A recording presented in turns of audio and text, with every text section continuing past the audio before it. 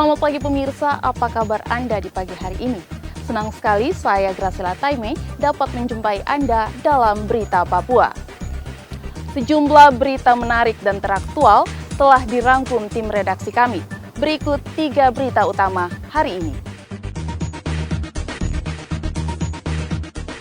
Wakil Bupati Yalimo akhirnya ditetapkan sebagai tersangka setelah hasil tes kesehatan memastikan dia positif konsumsi minuman keras.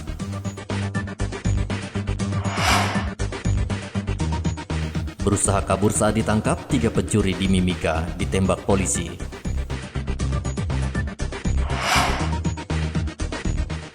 Sungai Remu di Kota Sorong meluap, sejumlah rumah terendam banjir.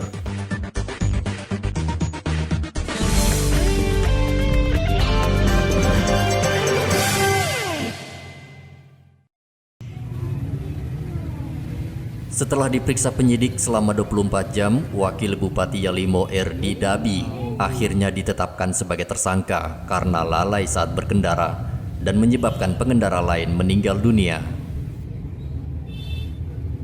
Kapolda Papua Irjen Paulus Waterpau saat ditemui di Polda Papua Kamis siang kemarin mengatakan Wakil Bupati mengakui dan terbukti saat dites kesehatannya positif mengkonsumsi minuman keras. Yang bersangkutan lalai, apalagi kita tahu bahwa hasil tes minuman keras ya kepada yang bersangkutan itu positif, dan beliau mengakui dengan seorang tamalnya bahwa mereka betul sedang dalam keadaan tidak sadar membawa kendaraan itu. Disayangkan ya, disayangkan masih muda ya, minum minuman keras, kemudian membawa kendaraan dengan kecepatan seperti itu. Bayangkan itu keadaan jalan menanjak ya. Saya tidak kebayang kalau itu jalan turunan. Berapa korban jiwa pada saat itu. Bahkan mungkin menghilangkan juga. Bisa mengakibatkan korban juga bagi yang bersangkutan. Yang kita lihat itu korban, bukan pelaku.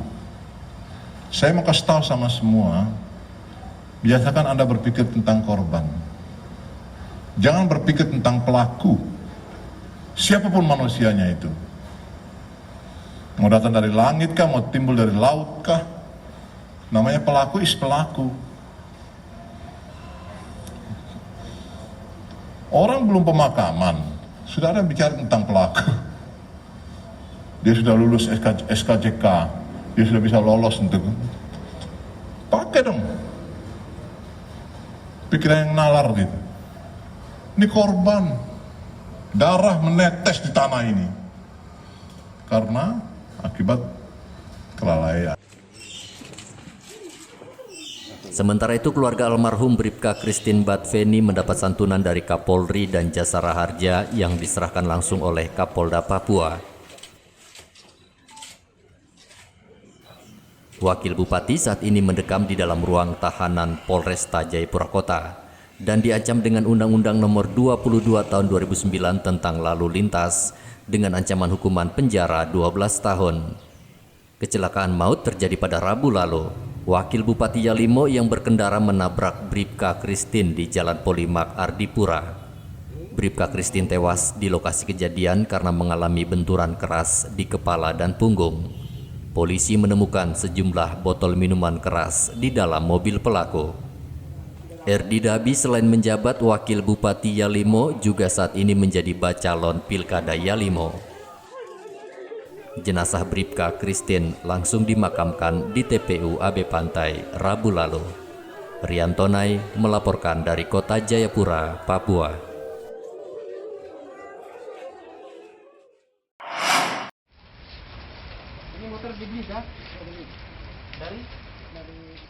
Tiga pencuri ditangkap polisi saat berada di rumahnya di Jalan Cendrawasih, Mimika.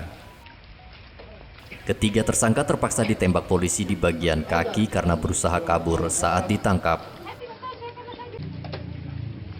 Polisi juga menyita sejumlah uang tunai, ponsel, buku tabungan, dan laptop dari tangan pelaku. Tiga pencuri ini masuk dalam daftar pencarian orang Polres Mimika sejak awal September lalu karena mencuri uang seorang nasabah sebesar 300 juta rupiah. Dalam aksinya, korban yang baru saja mencairkan uang tunai dibuntuti dan dicegat menggunakan senjata tajam. Pencurian yang terjadi di SIF, di mana yang bersangkutan mencuri 3 laptop, 1 proyektor dan 1 kamera CCTV. Kejadian di kantor pos pada tanggal 3 September 2020, di mana yang bersangkutan membuka brankas yang dalamnya isinya materai, jadi membuka gembok, gemboknya itu rusaknya tidak terlihat, jadi dia mempelajari dari YouTube buka gembok, dan kita berhasil amankan ini materai yang didapat di saudara R, rumahnya saudara R. Terus ini juga materi-materi yang kita amankan. Dan yang terakhir adalah pencurian nasabah di Jalan Yogyakarta, di mana yang bersangkutan mengambil uang nasabah sebanyak 300 juta tanggal 10 September. Ya, modusnya adalah beberapa hari sebelumnya melakukan pemetaan, menyewa mobil Pajero Sport. Pentangan berapa hari, selanjutnya pada tanggal 10 September mengambil nasabah pada saat nasabah lengah mau masuk rumah karena tidak dikunci, tinggal dibuka, terus dibawa oleh pelaku.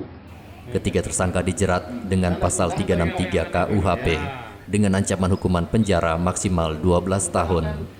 Igo Batmomolin melaporkan dari Mimika, Papua.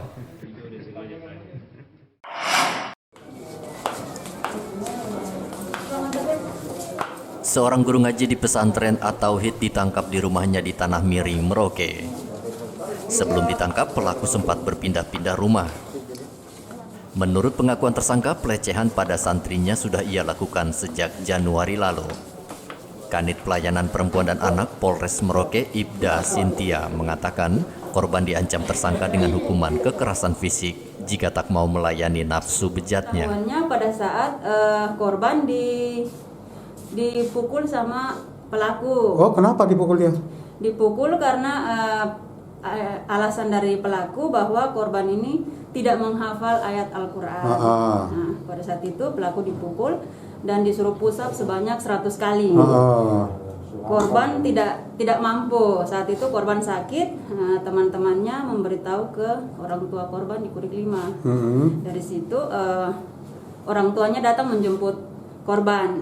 Pada saat itu korban sudah luka-luka, lalu dibawa pulang ke Kurik 5, diobati, tetapi dari tingkah laku si korban sepertinya ada menyembunyikan sesuatu. Akhirnya ibu dari korban ini bertanya kepada si korban, mulai bertanya dari antara orang tua dan anak ya. Akhirnya disitulah si anak ini menceritakan kalau dia sudah disodomi sama guru itu. Pengakuan dari tersangka sini berapa kali? Berapa banyak? 6 kali. 6 kali. Tersangka diancam dengan pasal 290 KUHP dengan ancaman penjara maksimal 7 tahun. Muhammad Ridwan melaporkan dari Merauke, Papua.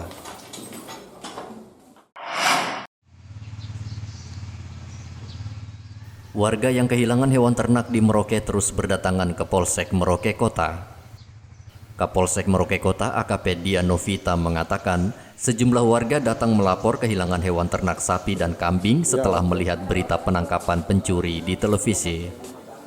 Sejauh mana perkembangan penanganan kasus yang diduga merupakan jaringan pencurian hewan ternak di Merauke ini, Bu?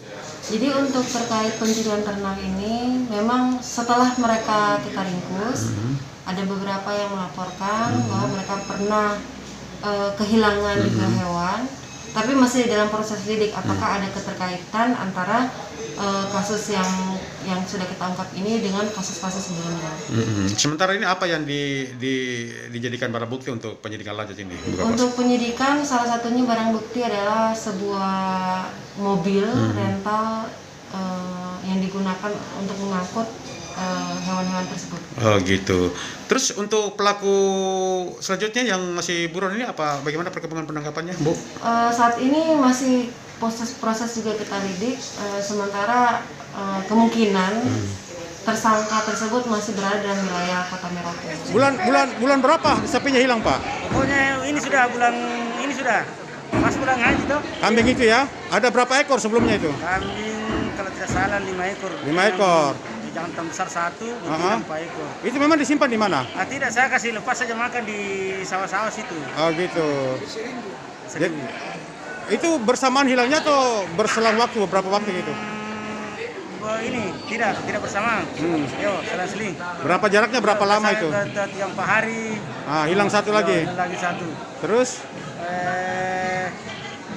Tidak, ada bulan sebelumnya di bulan haji sudah. Ada juga? Ada jantan besar. Sebetulnya orang lihat itu dia lari pakai mobil. Tapi gitu. Pak De yang tahu di samping apa itu, sepak bola apa sana namanya? Iya. Yo, pusal itu. Yo. Iya. Pakai tasi merah kak. Taksi merah ya? Sapi juga pernah hilang juga? Sapi pernah hilang juga, tapi di Biangko sana. Oh gitu. Polisi masih memburu seorang yang diduga otak pencurian hewan ternak warga di Merauke. Sebelumnya, Selasa lalu polisi menangkap 4 pencuri hewan ternak kambing yang meresahkan warga Merauke dalam sebulan terakhir. Tersangka mengaku menjual hewan ternak pada pedagang sate dan gulai di Merauke dan hasilnya dipakai untuk foya-foya. Muhammad Ridwan melaporkan dari Merauke, Papua.